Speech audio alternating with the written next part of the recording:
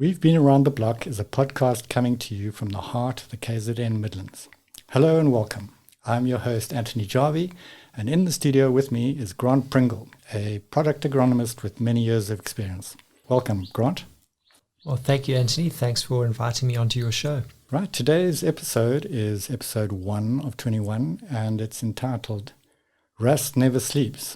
And really it'll be focused on soybean rust, or otherwise called Asian soybean rust. Grant, are you familiar with the rock singer Neil Young? I am, Ant. He's a bit before my time, but I have heard some of his music. Back in 1979, Neil Young produced this rock album called Rust Never Sleeps, and essentially I think he was referring to iron oxidation, not soybean rust, but the essence of the whole thing is that with rust you cannot get complacent. So I've always been dying to use this as a title of something, and now we have the opportunity with this podcast to call it Rust Never Sleeps. So, Grant, you're a product agronomist. What exactly is a product agronomist? Yeah, and so I'm a product agronomist with Pannar seed, and my role as a product agronomist is to help with new product identification, and I get a bit of an extra look into the product pipeline of pre-commercial products, and I can hopefully then source the right products for the Pannar brand to fill gaps in the commercial range that we have. So that's my primary role, and then with that I also provide a technology transfer or training function to our sales team and field agronomists to give them more information about new products that we are launching into the market. Do you have a lot of queries and complaints? No, generally it's very season dependent in terms of the complaints side of things. Some years you get a lot and some years you get less. But as they always say, the more seed you sell, the more chance you have of picking up complaints. So it's a bit of a double-edged sword from that perspective. But yeah, complaints are part of the game. And then in terms of requests for information, yes, there's always an ongoing hunger out there in the market from customers and industry colleagues for new information and the best practices on the range of crops that we grow in South Africa. So it is an honourable job, right? You've got 2 sons. Would you recommend that your sons become product agronomists? Well, my one son is very analytical and engineering orientated, so I'm going to encourage him in that direction, that he might find a career somewhere in the engineering line. But my younger boy is, from the moment he could talk, he's always been on about being a farmer. So if his farming aspirations don't come through, then he might follow in Dad's footsteps in terms of an agronomy career. Well, that's great to hear. You know, you put a lot of time and effort into raising your children, and the last thing you would like is that this guy turns out to be an accountant, or worse still, A lawyer. A lawyer. Yeah. Right. So, Grant, we are now in the middle of March, or the beginning of March, and we are well into the cropping season, with most crops probably being in their reproductive stage at this time. Yeah, very much so. And I think the good season that we've had this year allowed much of the crop to be planted in the optimal window, nice and early in the season. So by now, in the middle of March, the crops are very much in the grainful phase of their cycle. And I think the potential was set early on with the excellent season we've had. And we're hoping for a strong finish in terms of a bit of moisture coming into the end of the season, just to top up the grainful in the crops. And I think we're in for a very good season this year. Well, that's great news to hear. Well, so if you had to point out a couple of things that have happened in the season, what are your experiences? So I think we've had an interesting season. Obviously, a lot more rainfall, particularly in the eastern regions on the Highveld. I think their rainfall is well above their annual expected rainfall. And we've had, in between there, we've had a couple of dry spells too. So it's been a season of extremes. And I think in some instances, some of the crops might have been pinched a little bit during those dry spells in late December, early January. And then on the other side of it, we've also had a lot of overcast weather, which, particularly on the high veld of South Africa is not the norm, rainy, drizzly days for days on end. And I think that lack of sunshine hours has also been a little bit of a snag through the season. But yeah, if we take the season as a whole, I think it's been a very strong season. And as I say, if we can finish with some decent rain in the next 10 days or so, particularly the soybeans will perform very, very well. I think they established a very good pod set. And if we can get some late moisture now, we are really set for a bumper soybean year this year. Right. And if you had a look at what common problems of this past season in terms of the wet season. So yeah, we've just recently had our Delmas field day at the Pannar station in Delmas, and just chatting to the farmers coming through there, one of the biggest talking points, and I don't think it's just this year, it seems to be a common theme over the last 4 or 5 years, is what the biggest challenge that the guys are facing is sclerotinia. So yeah, obviously with the wet year, I think there is a big opportunity for sclerotinia to come in. As we all know, there's no silver bullet for sclerotinia in any crop, in fact. And the main practice that we can do is try using sort of agronomic strategies to try and control or limit impact of sclerotinia. So have there been different strategies applied this past season? Interestingly, we had guys coming through the Delmas Day, and just chatting to them, there was the main strategies are around escaping the disease itself. So one of the chaps that we were chatting to there said his strategy is to plant early maturity groups as early as practical, and hopefully by the time the conditions are conducive for sclerotinia infection, his crop will be past the susceptible stage and well on its way to maturity. And through that strategy, he might leave a bit of yield behind by always being in that early maturity group, but at least he has, his strategy is basically to escape it with speed. And then on the other side of the spectrum, there was a chap whose approach was to go onto a much wider row spacing, onto 1.2 meter row spacing, plant a low plant population of a very long season or a maturity group 6.5 to 7 soybean, and allow that plant to then grow and establish a big bushy plant. But obviously with the wide row spacing, you're continually getting air movement between the crops, and his strategy is to eliminate the disease by creating a very a microclimate that is not conducive to that's right, it. Correct. Yeah. Well, it does seem that sclerotinia is really probably one of the biggest problems facing soybean production, and we really need to circle back to sclerotinia at some stage during the podcast series. We will deal with soybean rust today, later in the show, but sclerotinia is definitely something that we're going to need to come back to. No, I think that'll be a very good discussion to have. Sclerotinia is the challenge, but for today, let's focus on that soybean rust. Yeah, so perhaps I'll just say what I've been doing in the past month or so.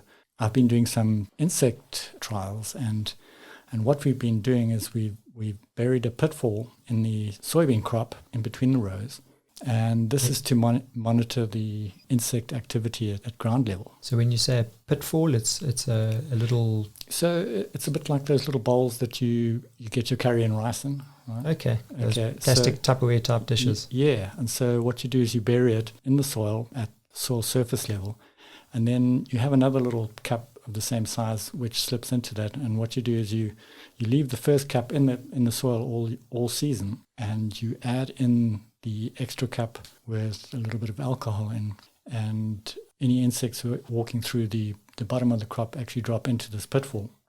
and you're able to actually monitor what pests are within your crop canopy. And so I'm at the stage at the moment of taking these pitfall traps out. So they've been buried in between a 75 centimeter row, which means that roughly I have about 30 centimeters on either side of the pitfall between the rows.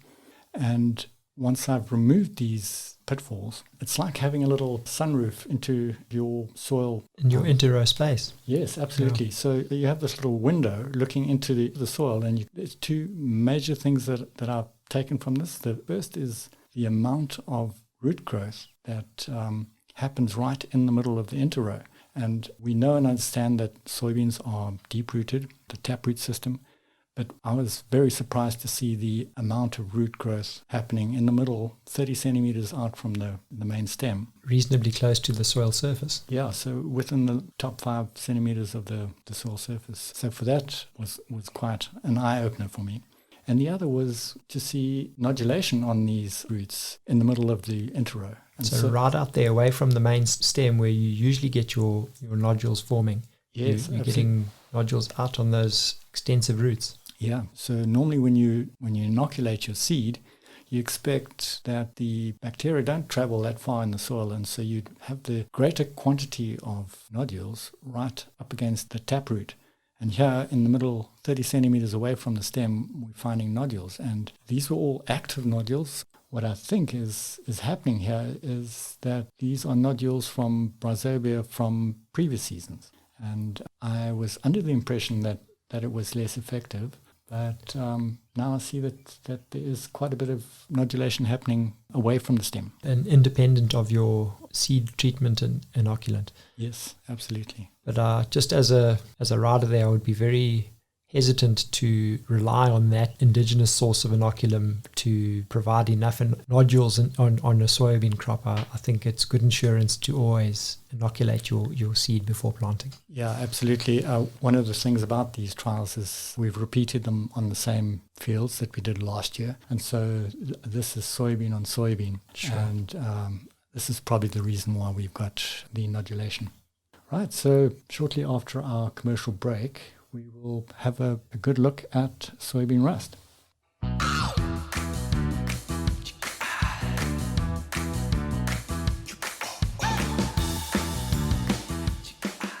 Right, today's episode is sponsored by Pannar seed.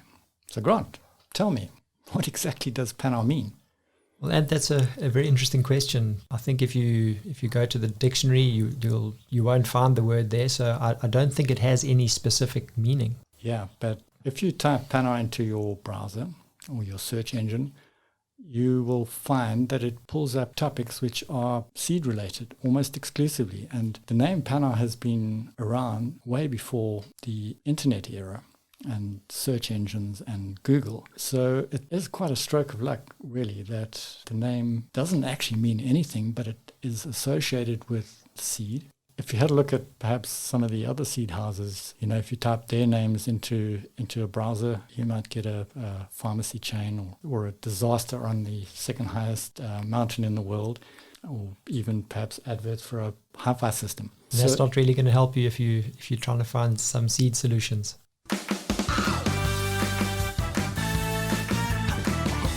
Right, back to the show. Soybean rust. Soybean rust has been with us in South Africa since 2001. But actually before that, we had some sort of warning that rust was on its way. About 3 years before that, rust appeared in Zimbabwe and caught most people by surprise. And we were very fortunate to actually use Zimbabwe as our training wheels, really. So in the period between 1998, when rust appeared in Zimbabwe, and 2001, when it appeared in South Africa, we had South African researchers going through to Zimbabwe to be able to identify the crop. We had workshops in South Africa. So by the time soybean rust hit our shores, the South African research community really was quite prepared for the onslaught. And really the amount of damage that we had in the first 2 or 3 seasons was fractional compared to what happened in Zimbabwe. And so really we were very fortunate that Zimbabwe got soybean rust ahead of us. So actually what happened, it was an agronomist who had picked up the first signs of soybean rust in the Vryheid area, and I remember he phoned me on a Friday and said he's bringing samples through, he thinks he's got soybean rust. And you know, the problem with the translation between English and Afrikaans, when you're talking about soybean rust, everything in Afrikaans, every disease on the leaf is called roes. And so when he said he had soybean rust, I sort of imagined that he was picking up some other disease. And so I waited the afternoon for the samples to come through, and it was indeed soybean rust.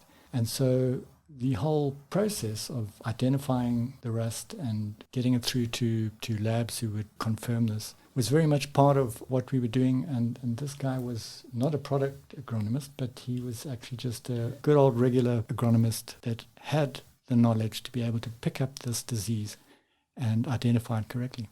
And I think that was very fortunate that the Zimbabwe scenario had played out before, and people were aware of what they should be looking for and could very readily identify the disease. So, as you say, it was a massive advantage for the South African industry to have had Zimbabwe having the infection before us.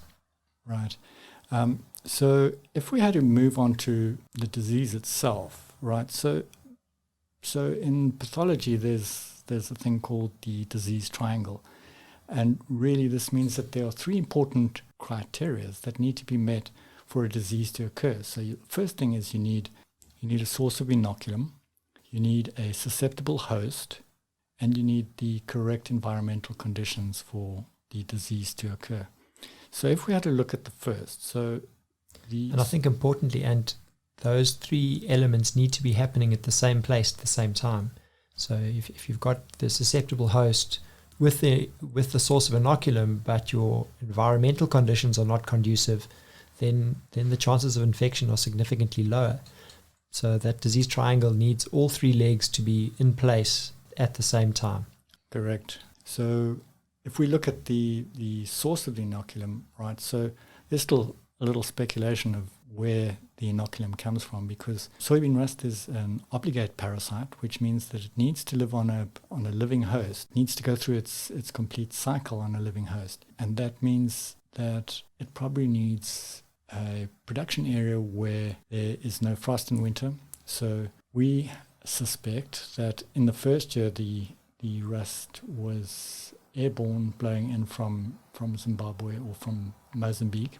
And in the following years, we surmise that this rust has established itself in frost-free areas along the coast on alternate hosts like kudzu vine, which remains green all year round.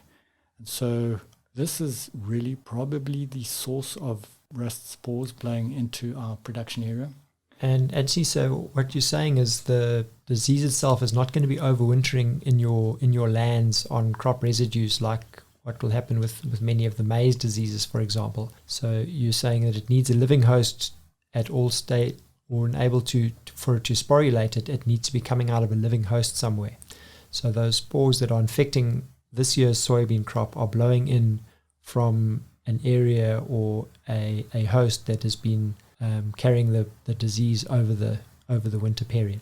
Correct. And so what we've seen is that the disease seems to progress from east to west, and we're not quite sure whether this is because the conditions are correct earlier in the season in the east, or whether it's closer to the source of inoculum. But I suspect that it is the latter, in that we probably have the hosts producing spores in the frost-free areas along the coast and blowing into our production areas.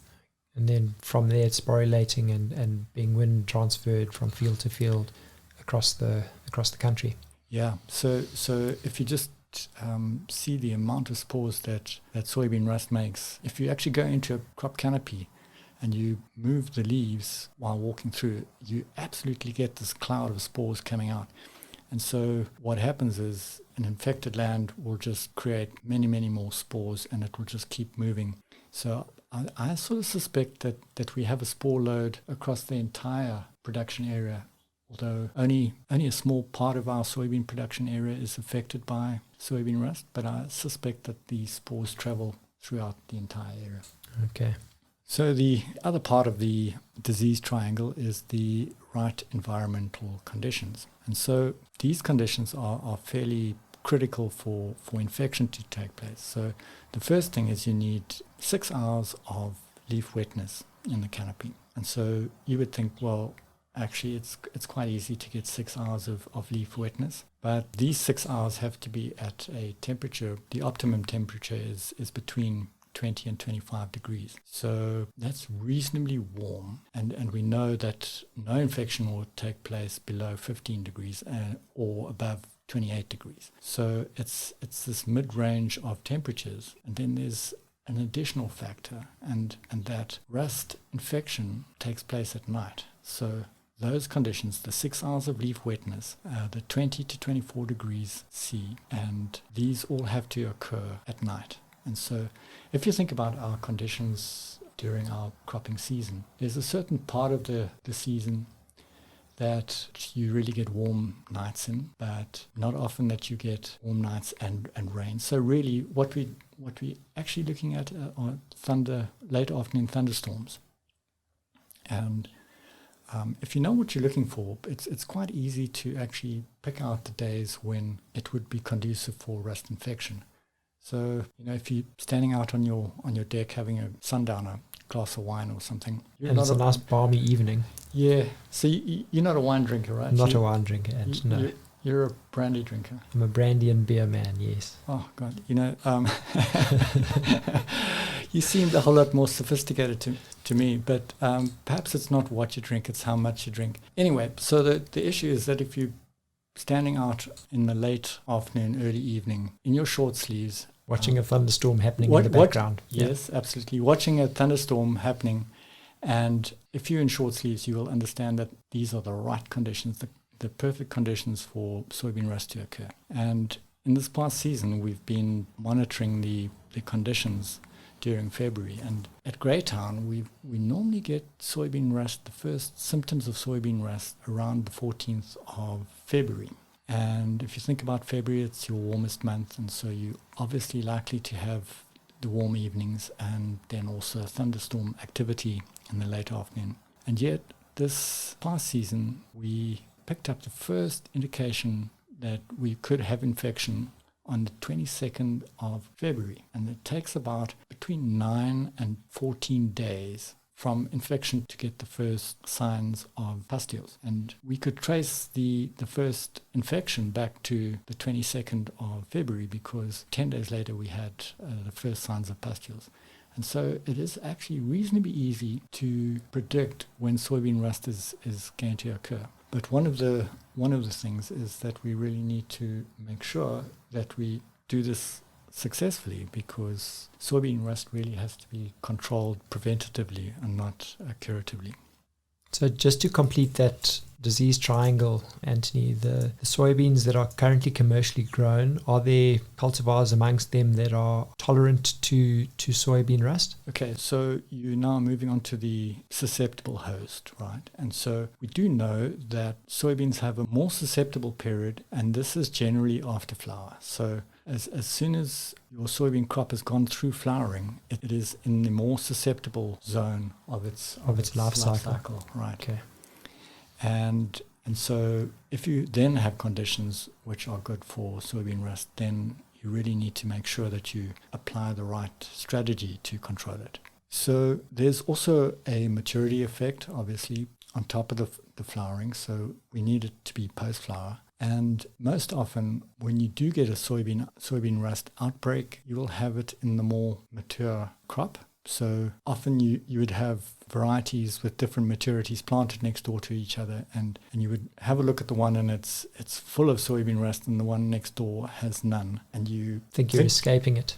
And you think you've stumbled on resistance, right? And I don't know how many times this has happened, but actually it's not. So as soon as that later variety gets to the same maturity stage, it will be covered in rust. Okay. So there is a maturity effect as well. There is resistance, right? But soybean rust is a very complex pathogen, It has multiple races and also multiple virulence factors, which means that it's very easy for the pathogen to get around any resistance that you have in your varieties. And what we've seen in Brazil, where the soybean rust pressure is way higher than in South Africa, is that as soon as they deploy a variety with resistance, it's a matter of 1 or 2 seasons and you've lost that resistance. So as soon as that cultivar becomes widely planted and there's a significant portion of it out in the market or on the fields, the soybean rust is exposed to that resistance trait and it finds its way around it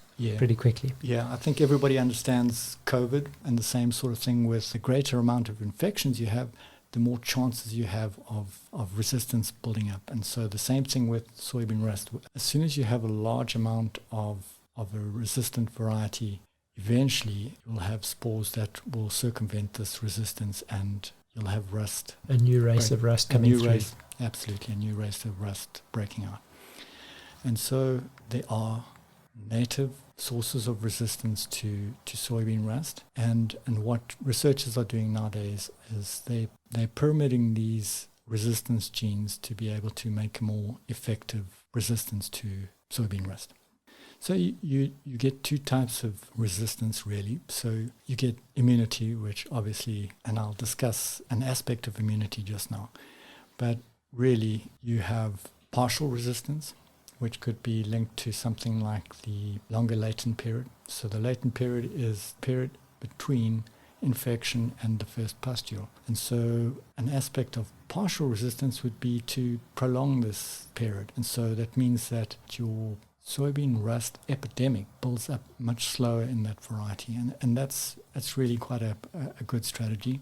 You also get tolerance. And I've spent many years of my life working on soybean rust tolerance, and I eventually abandoned it.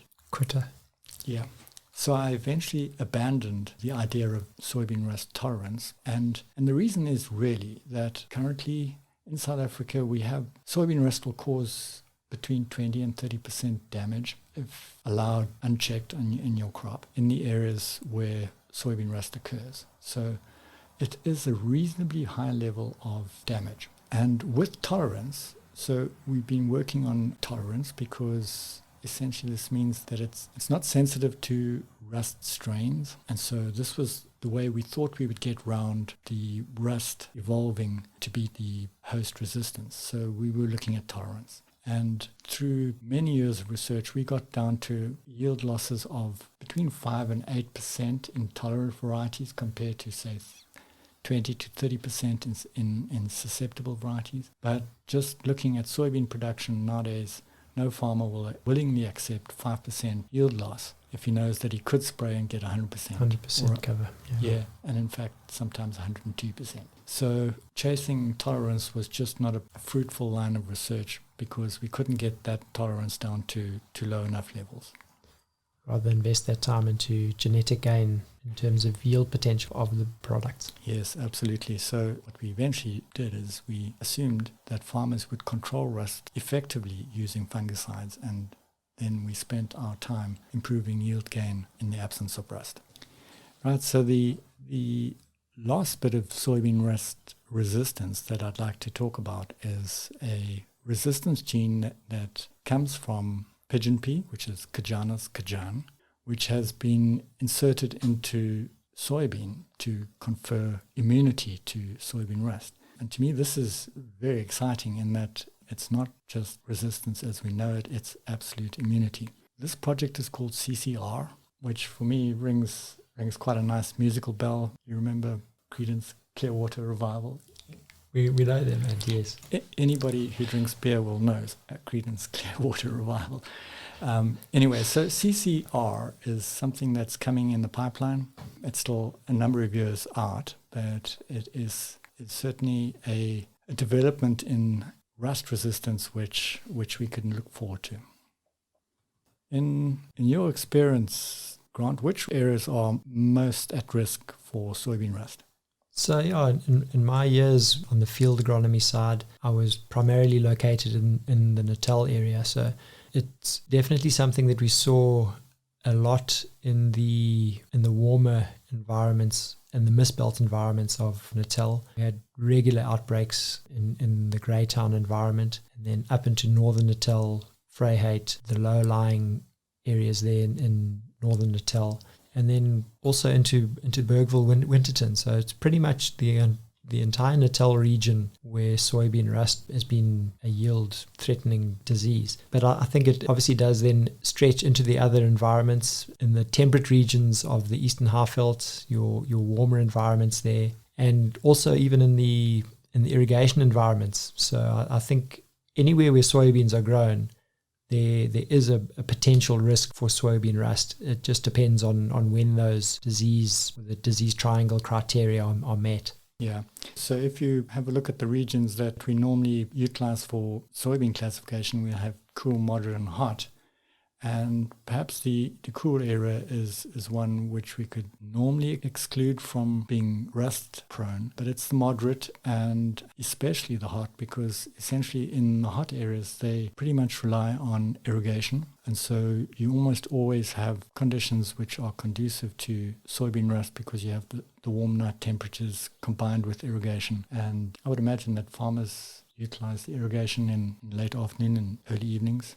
I would think that's a very logical deduction, and I think at night is a very common time to apply irrigation because you're reducing your evaporative losses. So what you're gaining with irrigation, you might be giving yourself a problem in terms of soybean rust if you're irrigating soybeans. Right. How exactly have farmers been dealing with soybean rust? So yeah, generally, and I think in those early years, the learnings were, or the advice was, there are fungicides that are effective against soybean rust. And as you mentioned earlier, they need to be applied preventatively to maximize the benefits from that spray. You actually need to be applying that fungicide before you get infection to prevent that initial infection. So actually, in the areas that always get rust, so in Greytown, we've had rust every season for the last 20 years. And so under our conditions, we would know that rust is coming, right? You can pretty much bank on it, yeah.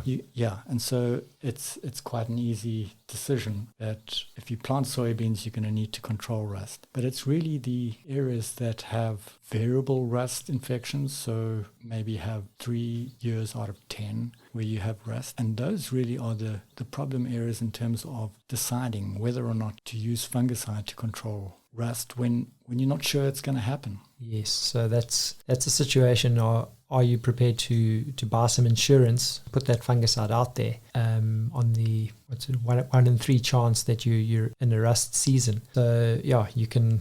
It becomes a very difficult budgeting decision whether you're prepared to spend that investment to prevent something that may not be in fact coming at all. Actually, what I've learned is that soybean is very much a faith-based agriculture. You really have to have faith that the rust is coming, and you need to spend that expense in preventing soybean rust. So it's not just potato farmers who have to have faith. Yeah, actually, you know what? I've spent my entire working life working in soybeans, and I understand faith, because at this time of the year, when you're walking through a soybean field, you actually cannot see your feet. And I don't know what snakes are down there at the bottom. But you know what? I've never actually seen a snake in a soybean field, and I know they do occur. So I do have faith, but I still like to wear gumboot. I was glad you had a pair for me today and could wear it through the crop. Right. So in terms of that chemical spray, what is the timing there that we need to be considering, and to make sure that we're getting in early enough to prevent an infection, and you obviously don't want to be too late that you're now spraying after a possible infection event. Right. So this is the crux of soybean farming. You don't want to spray too early and then have to do an extra spray. So generally with the sort of level of soybean rust that we get in South Africa, if you're in a rust area, you'd be spraying between 1 and 3 applications. And so if you land up spraying too early, that you may need to do an extra spray. So go from 2 sprays to 3 sprays. And so this affects the economies of soybean production. And so it's really nice to be able to get some system of predicting when soybean rust may occur. And so we've used the Sentinel System for many years, which essentially we've planted a couple of weeks earlier than the commercial fields with varieties of varying maturities. And so what we hope to do is pick up the very first symptoms of soybean rust on the earliest variety. And that gives us a week or 10 days lead time before other varieties may well pick up symptoms. And that is probably enough time for farmers to get around and go spraying. It is not a foolproof system, and so really farmers who are in the soybean rust area would generally automatically spray at perhaps the R2. And one of the benefits of using that particular time of spraying is that at some stage, almost all soybean producers are going to need to spray some sort of insecticide to prevent bollworm damage.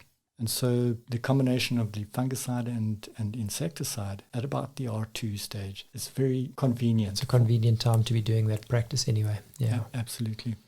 I just wonder how, we are at a research level at the moment where we are looking at having BT crops in soybeans. And so I'm sort of wondering what the effect of a BT crop might be, in that for a crop that you wouldn't need to spray for bollworm, would you then still be able to get your soybean rust spray in time?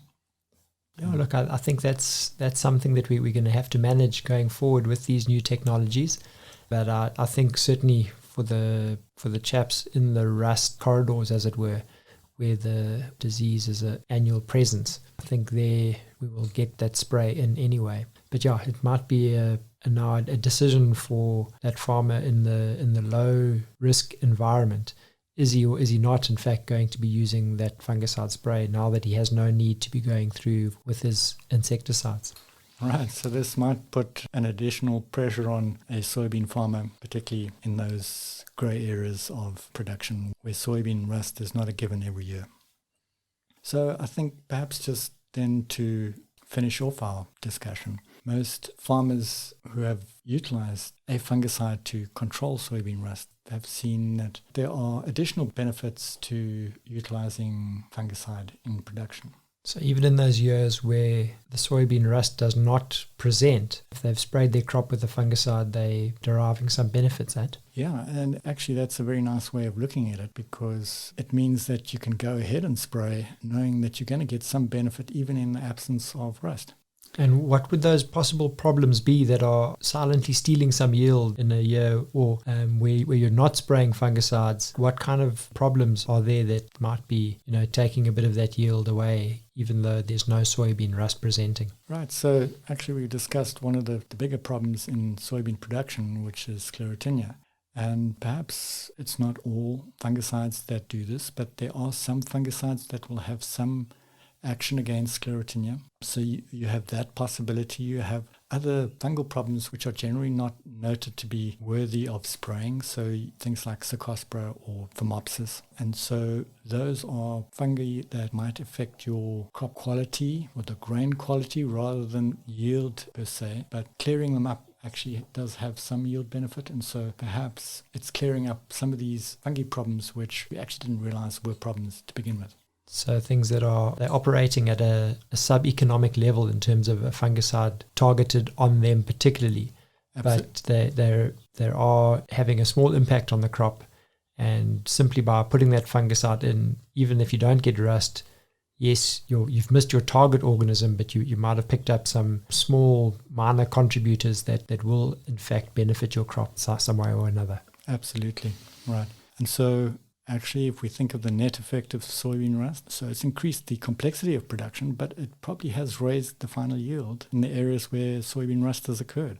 So it's not all doom and gloom. I think there has been a positive spin-off from soybean rust, and perhaps it's been a slight yield kick, perhaps it's been a better grain quality, and perhaps a longer photosynthetic life. Anyway, I think we should wrap up the discussion now. It's been wonderful chatting to you about it. And until next time, it's been a gas. Take care.